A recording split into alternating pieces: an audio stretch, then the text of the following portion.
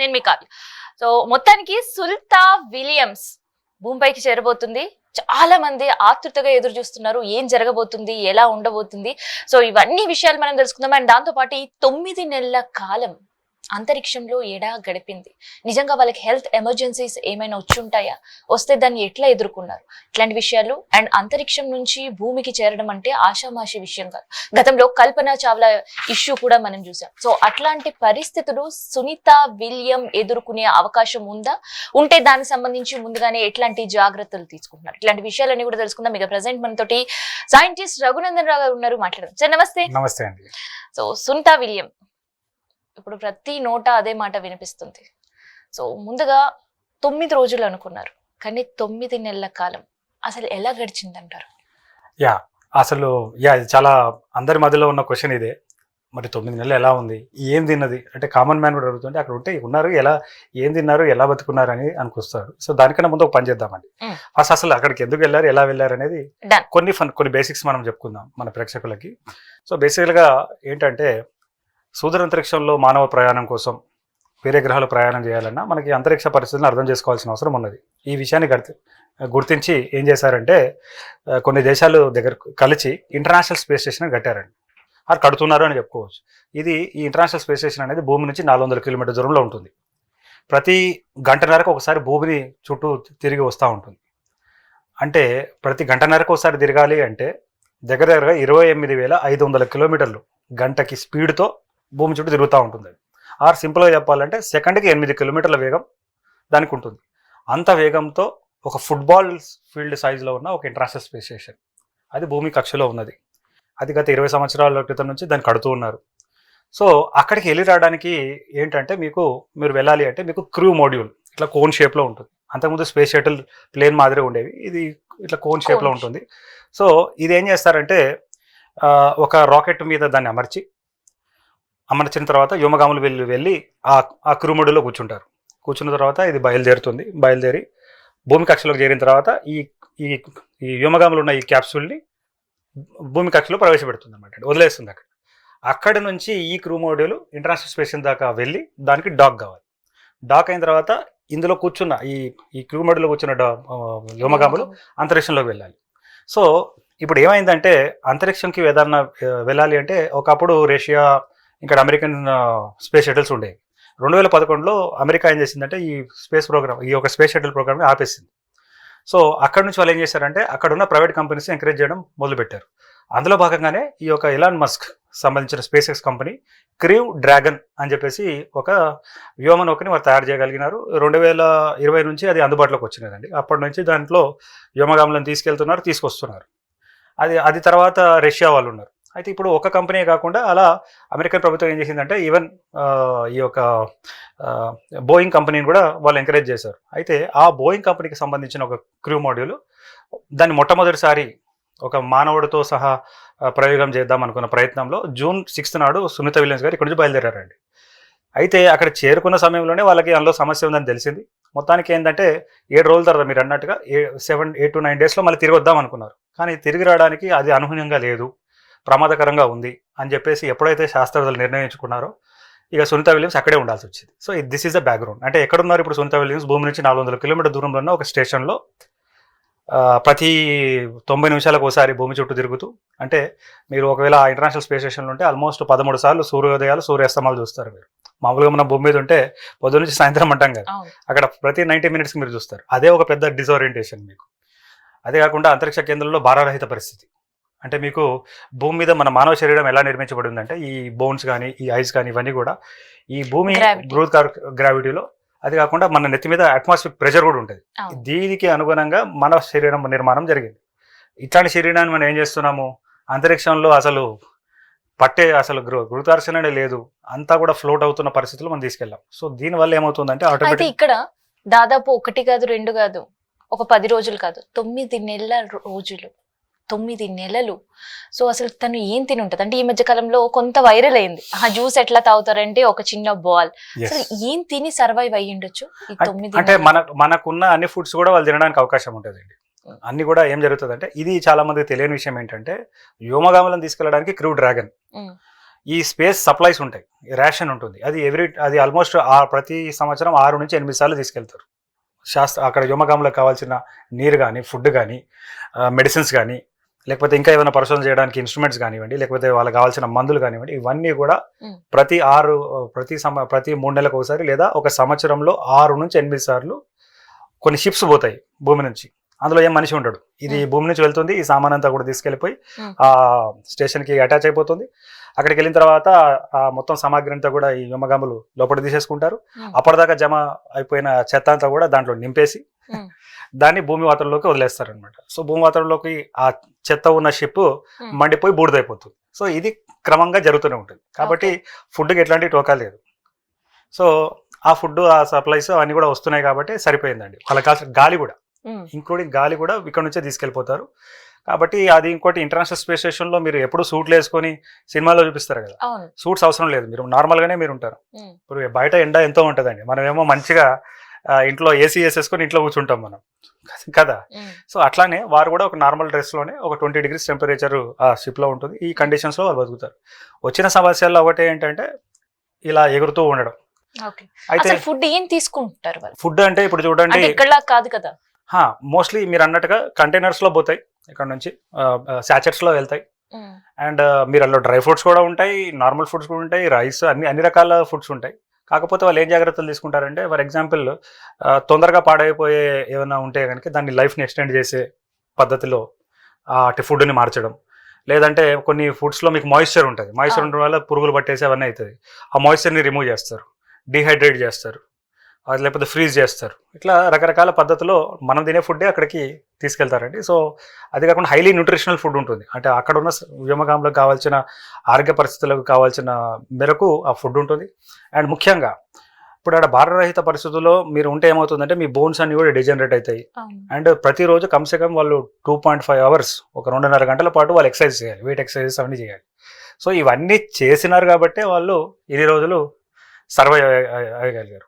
అదే కాకుండా మీరు డిస్కషన్ మొదట్లో మీరు చెప్పారు, ఏమైనా ఎమర్జెన్సీ సిచ్యువేషన్స్ ఏమైనా వచ్చినాయి అంటే హెల్త్ పట్ల ఎమర్జెన్సీ సిచ్యువేషన్స్ కూడా పెద్దగా ఏవి రాలేదు. ఎందుకంటే ఎప్పటికప్పుడు వాళ్ళ వైటల్స్ అనేది కింద ఒక టీం ఉంటుంది, అవన్నీ కూడా అటాచ్ అయి ఉంటాయి కాబట్టి వాళ్ళకి ఎప్పటికీ ఇన్ఫర్మేషన్ వెళ్తూ ఉంటుంది. వాళ్ళని రెగ్యులర్గా మానిటరింగ్ జరుగుతూనే ఉంటుందండి.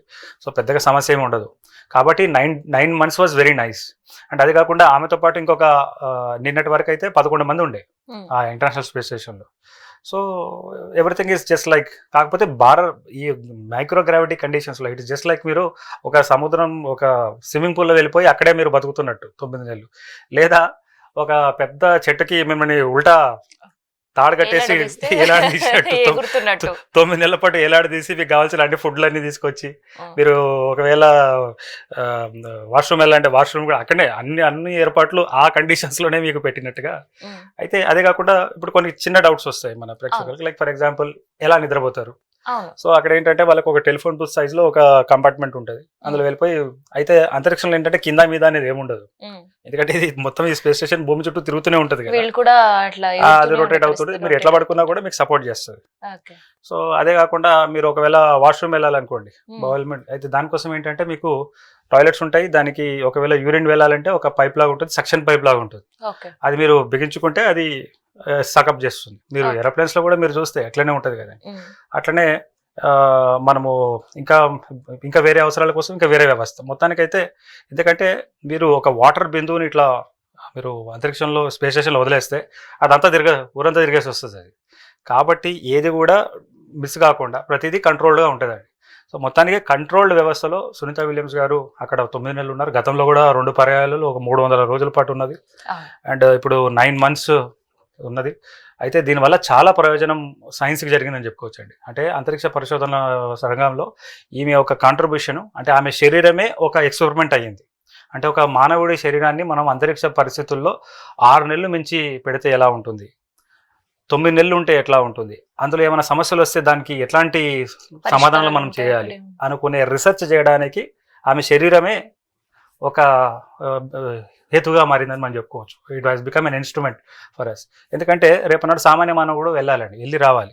అయితే ఇప్పుడు మనం చాలా క్రూషియల్గా మనం ఈరోజు మనం డిస్కస్ చేయాల్సిన విషయం ఏంటంటే అండి, అనుకున్న విధంగానే మొత్తానికి ఈరోజు పొద్దున సునీత విలియమ్స్ గారు ఈ క్రీవ్ 9 అనేది ఒక స్పేస్ క్రాఫ్ట్ డ్రాగన్ గతంలో క్రూ డ్రాగన్. సెప్టెంబర్ లో వెళ్ళిన యాక్చువల్ విచిత్రం ఏంటంటే దాని మీద కూడా చాలా రాజకీయం చేస్తున్న పరిస్థితి మనం చూస్తున్నాం. క్రూవ్నా. మొన్న డిసెంబర్లో ట్రంప్ వచ్చిన తర్వాత ఆమెను అక్కడ వదిలేశారు జో బైడెన్, మేము పంపిస్తున్నాము రెస్క్యూ మిషన్ ని అని చెప్పి. అయితే రెస్క్యూ మిషన్ ఎప్పుడో వెళ్ళింది, అవును. సెప్టెంబర్లోనే వెళ్ళింది. ఆ మిషన్ ఇవాళ పొద్దున బయలుదేరిందండి. సో ఇవాళ పొద్దున ఏం జరిగింది అంటే 10:15 సుమారుగా, ఒక గంట క్రితమే ఈ వ్యోమగాములు వచ్చి అందులో కూర్చున్నారు. అంటే నలుగురు, సునీత విలియమ్సే కాదు, బుష్ వెల్మోర్ ప్లస్ మీకు చెప్పాను కదా సెప్టెంబర్లో ఏం జరిగింది అంటే ఈమెను రెస్క్యూ చేసుకోవడానికి వెళ్ళిన వెహికల్లో యాక్చువల్గా 4 సీట్స్ ఉంటాయి, నలుగురు వెళ్ళాలి యాక్చువల్గా. కానీ ఈ ఒక ప్రాబ్లం వల్ల కేవలం 2 వ్యోమగాములు వెళ్ళారు, 2 సీట్స్ ఖాళీ ఉన్నాయి. సో ఇప్పుడు ఈ వెహికల్ వెళ్ళిన 2 ప్లస్ ఈ 2తో పాటు ఇప్పుడు తిరిగి వస్తున్నారు. సో ఇవాళ పొద్దున 10:15 అది అండాక్ అయ్యిందండి. ఇంటర్నేషనల్ స్పేస్ స్టేషన్ నుంచి విడిపోయి ఇంకా అది దాంట్లో ముందు ఫేజింగ్ బర్న్స్ అని ఉంటాయి, ఆర్బిటల్ మాన్యూవర్స్, ఆర్బిటల్ అడ్జస్ట్మెంట్ బర్న్స్ అవన్నీ ఉంటాయి అనమాట. అంటే అది 400 కిలోమీటర్ దూరంలో ఉంది. So proper angle, proper orbit అనేది చాలా ముఖ్యం. ఏమాత్రం తేడా వచ్చినా మాత్రం చాలా ప్రమాదకరంగా ఉంటుందండి. సో మొత్తానికి ఇప్పుడు మనం ఇక్కడ మాట్లాడుతున్నాం, అక్కడ ఆ అడ్జస్ట్మెంట్స్ వాళ్ళ ప్రయాణం అనేది కొనసాగుతున్నది. దగ్గరగా వారికి 27,200 కిలోమీటర్ వేగంతో ప్రయాణం చేస్తున్నది. వారికి వస్తున్న ఈ వ్యోమగాములు, నలుగురు కూర్చున్న. సో మొదటి ఛాలెంజ్ ఏంటంటే 400 నుంచి 350 కిలోమీటర్కి దీన్ని తీసుకురావాలి.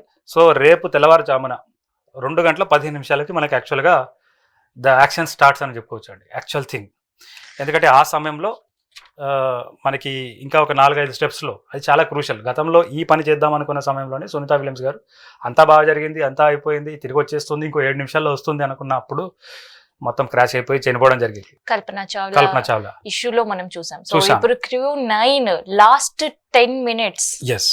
సో అది ఎలా ఉండబోతుందో అవన్నీ కూడా ఒక డైమండ్ మినిట్స్ కన్నా అది కన్సిడర్ చేయొచ్చు మనం. సో అసలు ఆ 10 minutes జర్నీ ఎట్లా ఉండబోతుంది? సో మొత్తానికి ఒక 15 minutes, చివరి 15 minutes, అందులో ఒక లాస్ట్ 7 minutes అనేది చాలా క్రూషియల్ అని చెప్పుకోవచ్చు. సో ఇప్పుడు మన ప్రేక్షకులకి నేను ఈ యొక్క టేబుల్ని ఎక్స్ప్లెయిన్ చేయడానికి ప్రయత్నం చేస్తానండి. ఎందుకంటే ఇలా చాలా అంటే అర్థం చేసుకోవడానికి ప్రయత్నం చేస్తే చాలా అద్భుతంగా ఉంటుంది. సో బేసికల్గా థింగ్ ఏంటంటే రేపు తెల్లవారుజామున 2:15 మీకు యాక్చువల్ ఎంట్రీ అనేది రిటర్న్ అనేది స్టార్ట్ అవుతుందని చెప్పచ్చు. అప్పటిదాకా వాళ్ళు అంతరిక్షంలో ఉన్నట్టు లెక్కే. సో మొట్టమొదటిగా ఏం జరగాలి, ఇది గంటకి 27,000 కిలోమీటర్ వేగంతో ప్రయాణం చేస్తున్నది. సో 2:41 వీరు ఏం చేస్తారు అంటే 27,000 కిలోమీటర్లో ప్రయాణం చేస్తున్న ఈ వెహికల్ని 24,000 కిలోమీటర్ గంటకి స్పీడ్కి తగ్గించాలి. అలా తగ్గించిన సమయంలో అది చేసే క్రమంలో 2:41 అనుకోవచ్చు. ఓకే. సో 241 అంటే 250 నుంచి స్టార్ట్ చేశారు ప్రాసెస్. 241కి అప్పటికి ఇది భూమి నుంచి 150 కిలోమీటర్ దూరంలో ఉంటుందండి. అప్పటికి మీరు ఈ వెహికల్ టెంపరేచర్స్ కూడా తీసుకుంటే ఏం పెద్దగా మార్పేం లేదు, ఆల్మోస్ట్ ఒక 22 degrees ఉందని మనం చెప్పుకోవచ్చు. ఆర్ ఈ వెహికల్ చుట్టూ మనం తీసుకుంటే అంటే లోపటేమో 22 degrees ఉంటుంది, అక్కడ పెద్దగా మార్పేం ఉండదు. బయట ఒక 120 degrees, సన్ సైడ్లో అయితే 120 degrees, ఏ సైడ్లో చూసినా కూడా ఈ వెహికల్ చుట్టూ టెంపరేచర్స్ 120 degrees ఉంటుంది. అయితే 3:10 మనకి ఏంటంటే అట్మాస్ఫియరిక్ ఎంట్రీ అనేది బిగిన్ అవుతుంది. ఇది ఈ సమయంలో ఏమిటి అంటే వెహికల్ ఏమో 24,000 కిలోమీటర్ దూరం వేగంతో ప్రయాణం చేస్తుంది. 24 నుంచి 7,500 కిలోమీటర్ గంట స్పీడ్కి తగ్గాలి. ఈ క్రమంలో ఈ వెహికల్ 120 కిలోమీటర్ నుంచి 60 కిలోమీటర్ దాకా రావాలి. ఓకే. అంటే ఈ ప్రాసెస్ మొదలైనప్పుడు 3:10 మొదలైనప్పుడు అట్మాస్ఫియరిక్ ఎంట్రీ అనే ప్రాసెస్ మొదలైనప్పుడు పరిస్థితి చెప్తున్నాను, వెహికల్ స్పీడ్ 24,000 కిలోమీటర్లు, దాన్ని 7,500 తీసుకురావాలి. అయిపోతుంది అది ఆటోమేటిక్గా, ఎందుకంటే ఈ రెసిస్టెన్స్ ఉంటుంది కదా అట్మాస్ఫియర్ నుంచి. అండ్ ఎంత దూరంలో ఉంటుంది, 120 నుంచి 60 కిలోమీటర్లో ఇది ఉంటుంది.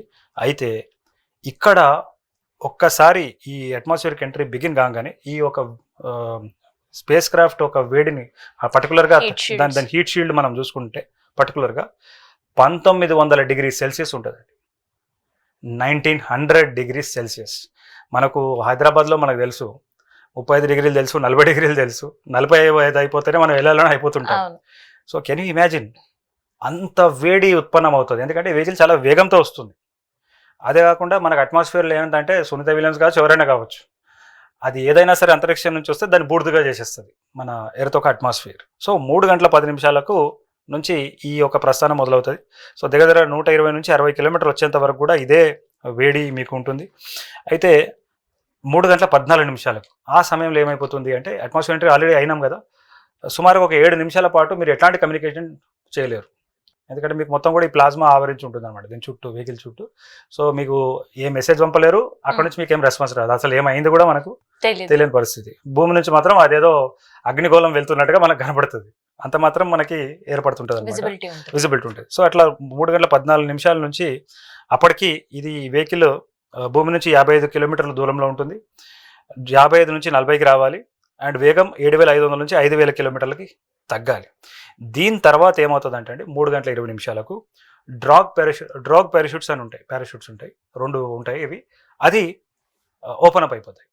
ఇలా ఓపెన్ కావడం వల్ల ఏమవుతుంది అంటే మీకు ఈ యొక్క వెహికల్ వేగం కూడా కేవలం 500 గంటకి 500 కిలోమీటర్. చూడండి, స్టార్ట్ అయినప్పుడు 24,000, 27,000, 24,000, ఓకే, మళ్ళీ 7,500, 7,500 నుంచి 500, 500 గంటకి 500 కిలోమీటర్ల వేగంతో కూడా మీరు వచ్చినా కూడా చాలా డేంజరస్. ఆ స్పీడ్తో వెళ్ళారంటే మీరు నీళ్ళలో గుద్దుకుని మీకు ప్రాబ్లం అవుతుంది. అయితే దీన్ని తగ్గించడానికి ఏం చేస్తారంటే డ్రాగ్ పారాషూట్స్ ఓపెన్ అవుతాయి. అప్పటికి ఈ వెహికల్ భూమి నుంచి 5.5 కిలోమీటర్లు, అంటే 3 గంటల 20 నిమిషాలకు భూమి నుంచి 5 కిలోమీటర్లు ఉంటుంది, కానీ గంటకి 500 కిలోమీటర్ల వేగంతో ప్రయాణిస్తుంటుంది. సో అక్కడ ఛాలెంజ్ ఏంటంటే 200 కిలోమీటర్కి తగ్గించాలి దానికోసం డ్రాగ్ పారాషూట్ ఓపెన్ చేస్తారు. అలా 3 గంటల 21 నిమిషాలకి మెయిన్ పారాషూట్స్, 4 మెయిన్ పారాషూట్స్ వస్తాయి. మెయిన్ పారాషూట్స్ ఓపెన్ కాగానే మీకు 200 కిలోమీటర్ గంటకి ప్రయాణం చేస్తున్న ఈ వెహికల్ 27 కిలోమీటర్ల, కేవలం 27 గంటకి 27 కిలోమీటర్ల వేగానికి తగ్గుతుంది అనమాట. అప్పటికి కూడా 3 గంటల 21 నిమిషాలు కూడా ఈ వెహికల్ భూమి నుంచి 2 కిలోమీటర్ దూరంలో ఉంది, 2 కిలోమీటర్లు. సో దాని తర్వాత అంతా అనుకున్న తర్వాత 3 గంటల 27 నిమిషాలకు ఈ యొక్క వెహికల్ క్యాప్సూల్ ఆల్మోస్ట్ వెహికల్ ఒక స్పీడ్ 0 కిలోమీటర్/h అవుతుంది, వచ్చి సముద్రంలో పడుతుంది. ఇది ఫ్లోరిడా దగ్గర మీకు గల్ఫ్ ఆఫ్ మెక్సికో, క్యాపాకోలా ఆర్ ఏదో పేరుంది. సో ఆ ప్లేస్లో ఇది దిగుతుంది అనమాట.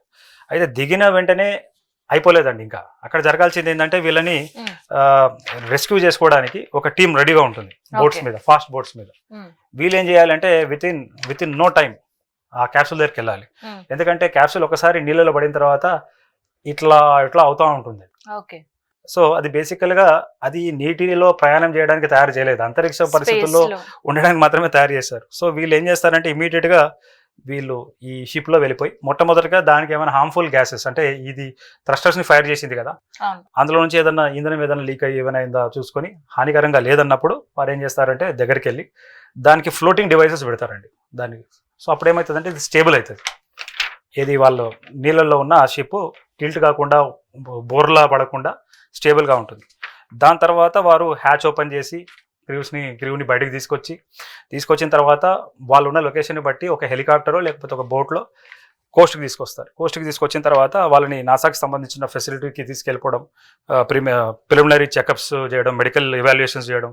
తర్వాత వాళ్ళు అక్కడ కూడా ఏంటంటే మీకు మొదటి 6 గంటలు, 8 గంటలు, 12 గంటలు ఇట్లా ఉంటాయి అన్నమాట, కొన్ని థింగ్స్ ఉంటాయి. అవన్నీ కూడా అడాప్టేషన్ కోసం ఉపయోగిస్తారు. ఇలా ఈ ప్రాసెస్ అడాప్టేషన్కి మొదలైన ఈ ప్రాసెస్ కొన్ని గంటలతో మొదలై కొన్ని నెలల వరకు నడుస్తుంది అండి. సో అట్లా జరిగిన తర్వాతనే వీరందరూ కూడా మామూలు మానవుడిలాగా మారే పరిస్థితి ఉంటుంది. అయితే ఇక్కడ మనం భూమి పైన ఒక సాధారణ మానవుడిగా జీవించడం వేరు, అంతరిక్షంలోకి వెళ్ళి ఉండడం వేరు. అంటే ఒక ప్లేస్ నుంచి ఒక ప్లేస్ మనం చేంజ్ అయితేనే, కనీసం ఒక ఫుడ్ ఆర్ వాటర్ చేంజ్ అయితేనే మన బాడీ రియాక్షన్స్ అనేవి చూపిస్తుంది. మరి సునీతా విలియమ్స్ పరిస్థితి ఏంటి భూమిపైకి వచ్చిన తర్వాత? ఇప్పుడు ఏమిటి అంటేనండి, మీరు కరెక్ట్ క్వశ్చన్ అడిగారు. ఇప్పుడు ఎందుకంటే తను కూడా ఒక మనకి వీడియో కూడా పంపించిన పరిస్థితి, నిద్రపోయడం అనేది సరిగా లేదు, కళ్ళలా మూసిన పరిస్థితి, నడవడం కూడా నేను మర్చిపోయాను అని. నిజంగా అట్లాంటి పరిస్థితులు ఉంటాయి. అంతే కదండి. ఇప్పుడు మీరు ఎంతో కాలం అన్ని ఆక్సిజన్ సిలిండర్స్ పెట్టుకొని ఒక స్విమ్మింగ్ పూల్ ఉండాలనుకుందాం. స్విమ్మింగ్ పూల్ ఏముంటుంది, మీకు ఎప్పుడు తేలుతూ ఉంటారు. సో ఒక రోజు కాదు 2 రోజులు కాదు, మీరు 9 నెలల పాటు అందులోనే ఉన్నారనుకుందాం. కేవలం 1 గంట సేపు మీరు స్విమ్మింగ్ పూల్లో వెళ్ళి వస్తేనే మీ పరిస్థితి వేరేగా ఉంటుంది 1 అవర్ 2 అవర్స్ తర్వాత. అదే కాకుండా మీరు చాలా ముఖ్యమైన క్వశ్చన్ వేశారు. ఇప్పుడు మనం ఇండియా నుంచి అమెరికా వెళ్ళామనుకోండి, 18 అవర్స్ జర్నీ, అంటే ఫస్ట్ 12 అవర్స్ మీరు ఇక్కడ నుంచి ఫస్ట్ దుబాయ్కి వెళ్ళి 4 అవర్స్ దుబాయ్ నుంచి మనం అటపోతాం, లేకపోతే ఈ హెత్రో నుంచి లండన్ నుంచి మనం వెళ్తాం అనమాట. సో ఏమవుతుంది, జెట్ లాగ్ వస్తుంది మీకు. 3 రోజుల పాటు అసలు మీకు వామిటింగ్ సెన్సేషన్ ఉంటుంది, అసలు మూడ్ సరిగా ఉండదు, తిన్నది ఏదైనా వామిటింగ్ అయిపోతుంది. కేవలం ఇక్కడ నుంచి కొన్ని గంటల పాటు ప్రయాణం చేస్తేనే మీ పరిస్థితి అట్లా ఉంటే, ఇక్కడ 9 నెలల పాటు ఆ అంతరిక్షంలో ఉన్న పరిస్థితుల్లో వాళ్ళకి ఎలా ఉండాలి? సో డెఫినెట్గా వాళ్ళు అక్కడ ఉన్నప్పుడే చాలా జాగ్రత్త చర్యలు తీసుకుంటారండి శాస్త్రవేత్తలు. తీసుకున్నప్పటికి కూడా సడన్గా ఎర్త్ మీదకి వచ్చిన తర్వాత చేంజెస్ అవుతాయి. అయినప్పుడు ఏంది, వాళ్ళు అడాప్ట్ కావడానికి కొద్దిగా టైం ఫ్రేమ్ ఫిక్స్ చేసుకుని వాళ్ళకున్న స్టాండర్డ్ ఆపరేటింగ్ ప్రొసీజర్స్ ప్రకారంగా వాళ్ళని అందులో ఇన్వాల్వ్ చేసి సరి చేస్తారు. సో ఒక ప్రశ్న మనం వేసుకోవాలి, ఇదంతా అవసరమా, ఎందుకు ఇంత రిస్క్ తీసుకోవాలి, ఏం చేస్తారు, అసలు ఏం సాధించింది వెళ్ళి అని అంటే, చూడండి స్టీఫెన్ హాకింగ్ గారు మనకి ఒక 2 టైం లైన్స్ ఇచ్చారు. మనిషి ఈ భూమిని ఇంకో 200 సంవత్సరాల తర్వాత ఈ భూమి నివాసయోగ్యంగా ఉండదు అంటే ఎలా అంటే, ఎలా మీరు మాట్లాడతారు సార్ అంటే, ఇప్పుడే మనం ఢిల్లీలో చూస్తున్నాం ఏం జరిగింది. అదే కాకుండా కరోనా సమయంలో అందరూ కూడా చాలా బుద్ధిమంతులుగా అరే మన భూమిని కాపాడుకోవాలరా అది ఇది అన్నారు. కరోనా అయిపోయిన వెంటనే మళ్ళీ మొదలు పెట్టారు ఈ వినాశనాన్ని. సో ఎంత చేసినా ఈ భూమి మీకు ఇక్కడున్న మానవుల దుర్బుద్ధి వల్ల ఇది నివాసయోగ్యంగా ఉండదు. అందుగురించి ఆయన ఏమన్నాడంటే, వేరే గ్రహం వెతుక్కోండి, వేరే ప్లేస్కి వెళ్ళండి అంతరిక్షంలోకి. సో అలా ఆయన ఒక 200 సంవత్సరాలు కూడా చెప్పాడు. 1000 సంవత్సరాల తర్వాత అయితే సవాలే లేదు, మీరు భూమి మీద ఉండలేరు అని చెప్పాడు. సో అట్లా వేరే గ్రహానికి మీరు వెళ్ళాలి అనుకున్నా, ఇక్కడ వెళ్ళాలి అంటే పరిశోధన ఇప్పటి నుంచే జరగాలి. కాబట్టి మనకి ఇమీడియట్గా మార్స్ అనే ఒక గ్రహం ఉన్నది అంటే, ఇప్పుడు ఈ డిస్కషన్ చూసిన కొంతమంది ఫ్రెండ్స్ అనొచ్చు, ఈ ఉన్న భూమిని కాపాడుకోవచ్చు అంటే, బాగా కాపాడుకుంటున్నాం లేండి, మాకు కాపాడుకుంటుందామని ఎప్పటి నుంచో అనుకుంటాం కానీ ఏం కాపాడుకోము మనం. సో ఇది మారదు, కుదరదు. ఎందుకంటే మనిషి అనేవాడు రిసోర్సెస్ని యూజ్ చేసుకుంటాడు. అది కాకుండా ఒకరిని కూడా కొట్టుకొస్తున్నారు వీళ్ళందరూ కూడా రిసోర్సెస్ కోసం. ఎందుకంటే మన భూమిలో లిమిటెడ్ రిసోర్సెస్ ఉన్నాయి, లిమిటెడ్ క్రూడ్ ఆయిల్ ఉంది, లిమిటెడ్ అంతా లిమిటెడ్గానే ఉంది. మనం ఏమనుకుంటాం అన్లిమిటెడ్ అనుకొని చేస్తూ ఉన్నాం. అయితే స్టీఫెన్ హాకింగ్ ఏమన్నాడంటే, మీరు వెళ్ళాలి, కాకపోతే అంతరిక్షంలో మీరు వెళ్ళాలి అంటే అంతరిక్ష పరిస్థితుల్లో మన శరీరం ఎట్లా బిహేవ్ అవుతుంది, మరి అంతరిక్షంలో వెళ్ళిన తర్వాత మనము అక్కడ ఏం తింటాం, ఒకవేళ పంట పండించుకోవాలనుకోండి దానికి కావాల్సిన పరిశోధన జరగాలి, అక్కడ ఏమైనా నిర్మాణాలు చేసుకోవాలనుకోండి, ఇక్కడైతే మనం ఏంది సిమెంట్ అవన్నీ బట్టి వాడుతూ ఉన్నాం, అక్కడ లైట్ వెయిట్ మెటీరియల్. అదే కాకుండా మనకు ఆరోగ్య సమస్యలు ఏమైనా రావచ్చు, మరి దానికి ఎట్లా సొల్యూషన్స్ మనం తీసుకురావాలి. సో ఇవన్నీ పరిశోధనలు నిరంతరం జరుగుతున్నాయి. అంటే ఇది అంతవరకే కాదు మేడం, దీంట్లో ఇంకో విషయం ఏంటంటే, అక్కడ అంతరిక్షంలో జరిగిన పరిశోధనలన్నీ కూడా మనకు తెలుసో తెలియక మనం రోజు వాడుతున్నాం. అట్లా ఒక 2000 అప్లయన్సెస్ మనకు ఆల్రెడీ పేటెంట్స్ ఉన్నాయి. ఇప్పుడు అంత ఎందుకంటే మనం సిటీ స్కాన్ చేస్తాం, ఎంఆర్ఐ చేస్తాం, ఇది యాక్చువల్గా అంతరిక్ష అవసరాల కోసం కనుక్కున్నారు. దూరం ఉన్న సుదూర అంతరిక్షంలో ఉన్న ఖగోళ బాడీస్ని అర్థం చేసుకోవడానికి, ఇమేజ్ చేయడానికి కనుక్కున్న థింగ్స్ని ఇవాళ మనం అందరం వాడుతూ ఉన్నాం కదా. ఒకటే ఎగ్జాంపుల్ మీకు చెప్తాను. ఇప్పుడు సునీత విలియమ్స్, ఇప్పుడు మీకు ఏంటంటే క్యాన్సర్ సెల్స్ మనకి ఎంతో ప్రమాదకరంగా ఉన్నాయి, భూమి మీద ఒక రకంగా బిహేవ్ చేస్తున్నాయి. వీటిని తీసుకెళ్లి మనం అంతరిక్ష పరిస్థితుల్లో దాన్ని పరిశోధన చేస్తే అక్కడేమైనా కొత్త విషయాలు, దాన్ని ఎలా మనం అధిగమించాలని నేర్చుకునే అవకాశాలు ఉన్నాయి. అదే కాకుండా ఒక అందరికి అర్థమయ్యే దాంట్లో చెప్పాలంటే, ఇప్పుడు మనం విట్రిఫైడ్ టైల్స్ వాడుతున్నాం, ప్రతి పేదవాడి ఇంట్లో కూడా మనం చూస్తున్నాం. యాక్చువల్గా అంటే ఆ రూపంలో కాకుండా ఇన్స్పిరేషన్ తీసుకున్నా అని చెప్పవచ్చు. ఈ టైల్స్ అనేది బేసికల్గా ఈ మీకు హీట్ షీల్డ్ లో ఉంటాయి కదా, అక్కడ ఆ టైల్స్ కోసం దీన్ని వాడతాం యాక్చువల్గా. సో అదే కాకుండా మన వాష్ బేసిన్ తీసుకోండి, లేదా సింపుల్ గా కొంతమంది విద్యార్థులు కూడా చూడొచ్చు, ఇప్పుడు టూత్ పేస్ట్ ఉన్నదండి. ఇప్పుడు మనం ఏం చేస్తాము, అంతరిక్షంలో మీరు బ్రష్ చేసుకోవాలనుకుంటే మీకు కనీసం ఒక 1 లీటర్ లేదా 1 kg ఆఫ్ వాటర్ మీకు కావాలి. సో అది పంపించడానికి సుమారుగా 5 నుంచి 20 లక్షల రూపాయలు అవుతాయి. 20 లక్షలు? ఎస్, ఎందుకంటే అంత ఇంధనం ఖర్చు అవుతుంది మీకు. సో దాని బదులు మీరు ఏదైనా మంచి పనికొచ్చే ఇన్స్ట్రుమెంట్ని తీసుకెళ్ళవచ్చు కదా. సో వీళ్ళు ఏం చేసినారంటే, ఇంజెస్టబుల్ టూత్ పేస్ట్ అంటే మీరు బ్రష్ చేసేసుకొని మింగేయచ్చు. ఓకే, సో దీనివల్ల మీకు వాటర్ సేవ్ అవుతుంది. సో ఇది యాక్చువల్గా అంతరిక్ష అవసరాల కోసం శాస్త్రవేత్తలు కనుక్కున్నారు. అయితే ఇక్కడ ఏమైంది, అమెరికాలో కొన్ని హాస్పిటల్స్లో కొంతమంది పేషెంట్స్ ఉంటారు. మీరు అంతెందుకు మన ఉస్మానియా హాస్పిటల్ కూడా పోతే ఆడ కొంతమంది పేషెంట్స్ ఉంటారు, వాడు లేవలేడు, కదలలేడు, ఏమైనా తాగినా ఉంచలేడు. సో అట్లాంటి వాళ్ళకి మనం ఒకవేళ బ్రష్ చేయాలనుకోండి, బ్రష్ చేసేస్తే వాడు మింగేయచ్చు పేస్ట్ ఇట్లా. సో అంతరిక్ష అవసరాల కోసం కనుక్కున్నవి భూమి మీద పనికొస్తున్నాయి.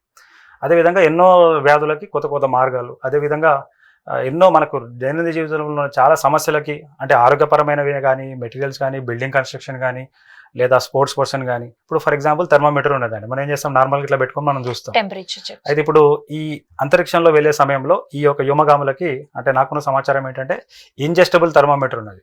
అది మీరు చిన్న క్యాప్సూల్ లాగా ఉంటుంది, అది లోపల వేసేసుకోవచ్చు. అదేమవుతుందంటే అప్పుడు మీరు చెక్ చేయడానికి ఉండదు కదా. సో ఎప్పటికప్పుడు ఆ ఇన్ఫర్మేషన్ అనేది, టెంపరేచర్స్ మార్పు అనేది శాస్త్రవేత్తలు తెలుస్తుంది. సో ఇది కనుక్కున్నారు. ఇది బేసికల్గా వ్యోమగాముల కోసం కనుక్కున్నారు. కానీ ఇప్పుడు అమెరికాలో ఫుట్బాల్ టీమ్స్, రగ్బీ ఇట్లాంటి కొన్ని గేమ్స్లో ఉన్న టీమ్స్ కొన్ని ఉన్నాయి. సో అక్కడ ఒక ప్లేయర్ ఒక పెర్ఫార్మెన్స్ హీట్ వల్ల మారుతూ ఉంది ప్రాపర్గా. అయితే దాన్ని ఏం చేయాలి, ఎలా చేయాలి అనుకున్న దానికి ఆ ఒక స్పోర్ట్స్ పర్సన్కి ఈ ఇంజెస్టబుల్ థర్మోమీటర్ని వేస్తున్నారు, చేసి వాటి పెర్ఫార్మెన్స్ని ఇంప్రూవ్ చేసుకుంటారు. సో ఇలా మనం చెప్పుకుంటూ పోతే ఎన్నో ఎపిసోడ్స్ అవుతాయండి. అంటే అంతరిక్షంలో జరిగిన పరిశోధనల వల్ల ఎట్లాంటి పరిశ్రమలు జరుగుతున్నాయి, మనకి ఎట్లా ఉపయోగపడుతుంది అనే కనుక మనం ఒక సిరీస్ పెట్టుకున్నా కూడా అన్ని ఆసక్తికరమైన థింగ్స్ ఉన్నాయి. సో డెఫినెట్గా అయితే ఇక్కడ మీరు మనం ఇంటర్వ్యూ స్టార్ట్ చేసేటప్పుడు ఫుడ్ ఎట్లా వెళ్తుంది అనేది చెప్పారు. కంప్లీట్ ఫుడ్ తీసుకెళ్తారా అనేది ఒక పెద్ద అందరికీ ఒక డౌట్. ఎస్, అంటే అది అంటే మీకు ఎట్లా ఉంటుందంటే అక్కడ ఎక్కువ రిసోర్సెస్ని యూజ్ చేయకుండా, ఎందుకంటే అన్ని థింగ్స్ లిమిటెడ్గానే ఉన్నాయండి. సో ఆల్రెడీ ప్రీ కుక్డ్ ఫుడే అని మనం అనుకోవచ్చు. దాన్ని ఏం చేస్తారు అంటే థర్మల్ స్టెబిలైజేషన్, ఇంకా రకరకాల కొన్ని పద్ధతులు ఉన్నాయి. ఆ పద్ధతులు అంటే మొత్తానికి అది పాడైపోకుండా అక్కడ వెళ్ళినప్పుడు పెద్దగా వాళ్ళని ఇబ్బంది పెట్టకుండా తినేటట్టుగా ఉంటుంది. అండ్ అదే టేస్ట్ కూడా మీకు రావాలి మళ్ళీ. ఈవెన్ ఎందుకంటే మన మనుషులం, అల్టిమేట్లీ వీఆర్ నాట్ మెషిన్స్, ఏదో ఆయిల్ పడితే వేసినట్టు కాదు, తింటే నిజంగా తిన్నట్టుగానే ఉండాలి. సో ఇవన్నీ జాగ్రత్తలు వారు తీసుకున్నారండి. అంటే ఇప్పుడే కాదు, ఎప్పటి నుంచో తీసుకుంటున్నారు, చేస్తున్నారు. అయితే ఇందులో ఆసక్తికరమైన విషయం ఏమిటి అంటే మన భారతదేశానికి కూడా ఇప్పుడు ఏంటంటే మనం కూడా ఏం చేస్తున్నాము, ఇప్పుడు ఇదేంటంటే అమెరికా నుంచి స్పేస్ ఎక్స్ పంపించిన ఒక డ్రాగన్ ఇంటర్నేషనల్ స్పేస్ స్టేషన్ అని అనుకుంటున్నాం. సో మన భారతదేశం 2035 కల్లా ఒక భారత్ అంతరిక్ష స్టేషన్ కట్టాలని అనుకుంటున్నారు. సో ప్రధానమంత్రి మోదీ గారు మీరు బీజేపీ మేనిఫెస్టోలో చూస్తే అందులో కూడా ఉంది, మేము కట్టాలనుకుంటున్నాం అని చెప్పేసి. సో దానికి సంబంధించిన మొదటి మాడ్యూల్ 2028లో పంపిస్తున్నారు.